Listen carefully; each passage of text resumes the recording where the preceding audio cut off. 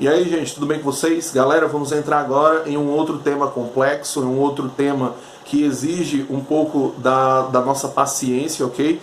Mas é importante para a gente compreender até mesmo as estruturas políticas, sociais, econômicas existentes hoje na nossa realidade, ok? Até porque o estado em que vivemos hoje, as situações políticas e de poder que existem hoje, são fruto dessa formação estatal, né, desse Estado moderno, desse Estado-nação, são fruto disso. É por isso que existem certas semelhanças ainda hoje devido a esses frutos existentes aí na modernidade, ok? Então vamos lá, gente. Mas para mim poder falar antes da formação do Estado moderno, eu tenho que fazer uma breve explanação sobre o passado, o que vem antes do Estado moderno, ok? Então vamos lá, gente. Gente, nós vamos ter uma sociedade europeia que vai vivenciar ali no período medieval um sistema econômico, vamos dizer assim, um sistema social de existência, vamos dizer assim, que era o feudalismo, ok? O feudalismo, gente, era uma porção de terra em que existiam senhores feudais e existiam os servos, ok?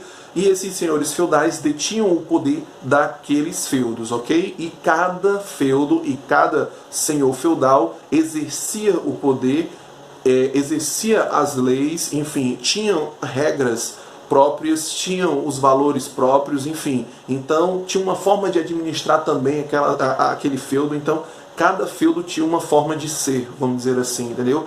E isso será um fator, por mais louco que pareça, será um dos fatores também que vai acarretar na transformação do Estado moderno, ok? Então, assim, os senhores feudais tinham seus exércitos particulares também, ok? Os senhores feudais, como eu já disse, tinham seus costumes, tinham seus hábitos, tinham suas formas de viver a vida dentro daquele feudo, ok?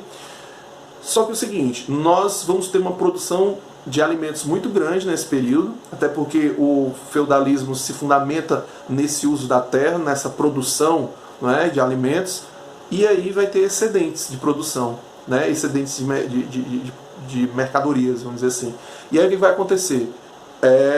Esses senhores feudais vão pegar o excedente e vão vender nas feirinhas sociais, nas feirinhas que aconteciam ali nos burgos, não é? E aí o que acontece? Esses burgos eram administrados por burgueses, por comerciantes que pegavam aquele excedente e vendiam aquele excedente, certo? Beleza. Só que é o seguinte, para ali, tipo, parou nesse burgo? Não. Os comerciantes começam a viajar por outras regiões mais distantes até para vender esses produtos, e aí é que tá. Quando ele atravessava cada feudo, ele tinha que pagar uma moeda dependendo da cor. Tinha feudo que cobrava aí 3 moedas, né, de prata, outro cobrava uma moeda de ouro, e outro ia chegar cobrava 2 de ouro e uma de prata, enfim. Chegou um momento que o burguês começou a perceber que a mercadoria dele estava ficando muito cara. Então, a burguesia começou a apoiar quem? Quem desestruturasse essa estrutura. E aí a burguesia começa a apoiar a fundamentação de um Estado baseado em alguém, em um líder, em um comando, em uma forma administrativa que pudesse acabar com esses entraves econômicos, ok? Porque as mercadorias, o lucro não estava chegando. As mercadorias iam ser vendidas a preço muito alto e não existia uma contrapartida. Então a burguesia começou a injetar dinheiro, começou a incentivar a formação do Estado moderno.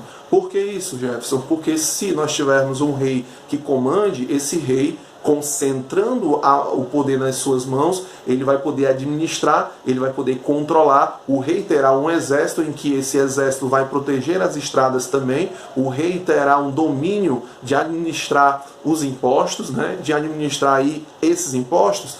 Então eu, burguês, não vou ficar pagando em migalhinhas em cada feudo, eu vou pagar um imposto só e acabou, não é? Então esse movimento vai acontecer e o burguês ele vai ver nessa oportunidade aí um meio de se manter cada vez mais forte e crescer cada vez mais, ok?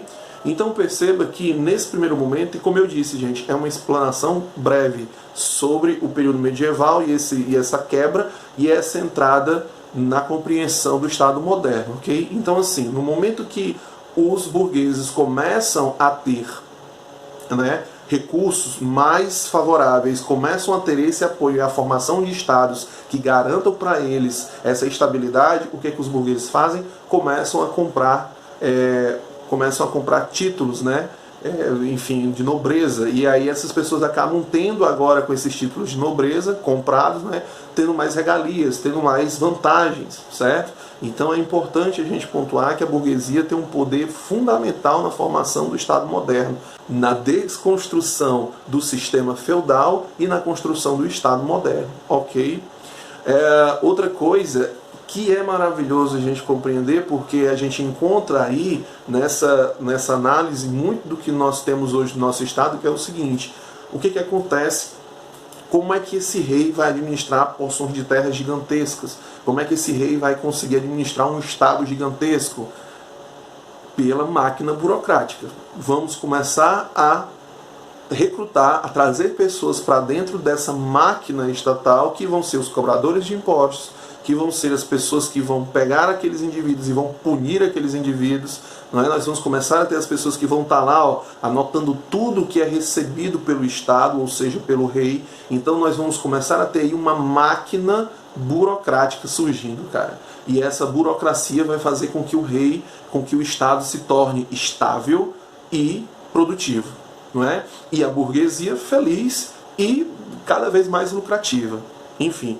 E aí logo também, gente, nesse momento aí, século XV, no desenvolvimento do século XV, nós vamos ter aí a questão das grandes navegações, vamos ter financiamento aí para poder ter essas grandes navegações, e tornando o rei e tornando os burgueses cada vez mais poderosos. E aí, como já dá para você perceber, futuramente nós vamos ter uma treta aí entre burgueses e nobreza, né? Vamos ter sim essa treta, ok? Mas a questão no momento não é essa. A questão é a gente explanar sobre esses fatores antecedentes, né? Esses fatores anteriores ao Estado moderno, para a gente poder chegar na compreensão de Estado moderno, ok? E aí nós temos o que? O Estado moderno ou o Estado-nação. Gente, o Estado moderno ou o Estado-nação, ele aparece como resposta ao sistema feudal, ok? Como vocês podem ver aqui, a organização do poder que surge na Europa como um meio de superação do regime feudal, ok? Aí nós temos aqui, ó, características desse Estado, isso é importantíssimo, ó. Nós temos aqui o povo. O povo para o Estado moderno é diferente do servo, cara. O povo é o habitante daquela cidade, é o cara que compartilha da mesma língua, da mesma cultura e da mesma história e da mesma legislação daquela região, entendeu? Então, nós temos aí uma noção agora de identidade daquele povo, daquela nação, ok? Aí temos aqui, ó, também, território, sim. As limitações territoriais, não só físicas, como marítimas também, nós vamos começar a ter aqui nessa compreensão de Estado moderno. Temos aqui a questão do governante. Nós podemos ter um governo tanto democrático como autoritário. Por exemplo, os Estados absolutistas vão começar aí, né? Então perceba que não vai ter muito de democrático nos Estados absolutistas, certo? Mas nós temos aqui formas de governo que se diferem das formas antigas, não é? Do sistema feudal. Lembrando também que esse sistema feudal, eu já disse isso e reitero, que o que? Cada grupo feudal tinha o seu modo de controle, não é? E para ele estava muito bem obrigado desse jeito, certo? Então não tinha um interesse de unificação. Já com o Estado moderno tem, né, vamos ter essa unificação, certo? Então por isso que o governo vai ser característico disso. Outra coisa que nós temos aqui, gente, é a questão da finalidade, ou seja, o objetivo, a constituição, a junção, a unificação, né, de um povo, né, a fortificação, vamos dizer assim, de um povo, a soberania de um povo. Então, assim, nós vamos ter a finalidade, os objetivos que vão fazer com que esse Estado moderno, Estado-nação, se coloque presente, se transforme, se forme como estrutura administrativa, política e burocrática, ok? E aí nós temos aqui a sabedoria, gente, né? Essa sabedoria aqui é muito bom da gente compreender. Eu acho que você já viu que em cada característica dessa tem algo semelhante com a nossa realidade hoje, né? E a sabedoria não é diferente. A sabedoria, ela está vinculada, mas vinculada mesmo à formação de leis, cara. A formação de regras para aqueles habitantes. E é aqui que nós vamos entrar na questão do contrato social. Nessa finalidade e nessa sabedoria e nesse governo. Principalmente nesses três aqui últimos, ó. Governo, finalidade e sabedoria. Nós vamos entrar aí, como diz o Matuto, de com força, não é? Na questão do contrato social. E nós vamos ter aí alguns pensadores, né, que vão estabelecer de uma forma bem coesa, bem assim, argumentativas sobre a questão do indivíduo como ser autônomo, ser nômade, enfim, como um indivíduo da natureza que vem ou mal ou bom ou que não vem de jeito nenhum, não é? E nós vamos ter aí o contrato social, que é esse acordo que vai ser estabelecido entre essa estrutura burocrática que é o Estado moderno e os indivíduos que fazem parte, que habitam esse Estado moderno, ok? Que fazem parte desse Estado moderno. E a sabedoria vem aí junto com essa finalidade, que o contrato social vai ter uma finalidade de controle, de comando, né? Vai ter uma finalidade de fazer com que as pessoas sigam as regras e não se matem, isso é importante, né? E a sabedoria vai estar justamente aí, na formulação de leis, não é? No estabelecimento de leis. E o primeiro Estado moderno que a gente encontra, é o Estado absolutista, certo? Nós vamos ter o Estado absolutista, que a representação, a personificação do que é o Estado absolutista é o próprio rei, que concentra na sua mão os três poderes, né? Legislativo, executivo e judiciário, né? E era justamente essa a intenção dos burgueses quando eles incentivaram isso, quando eles investiram nisso, né?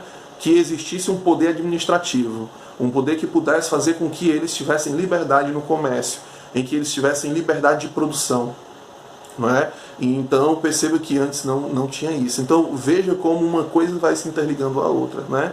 Então, gente, o Estado moderno ele começa já ali, não no século XVI e no século XVII, mas já na desestruturação do sistema feudal, ok? Então, gente, isso aqui é uma breve explanação. Eu vou colocar aqui agora para vocês os contratualistas, ok? Vamos lá.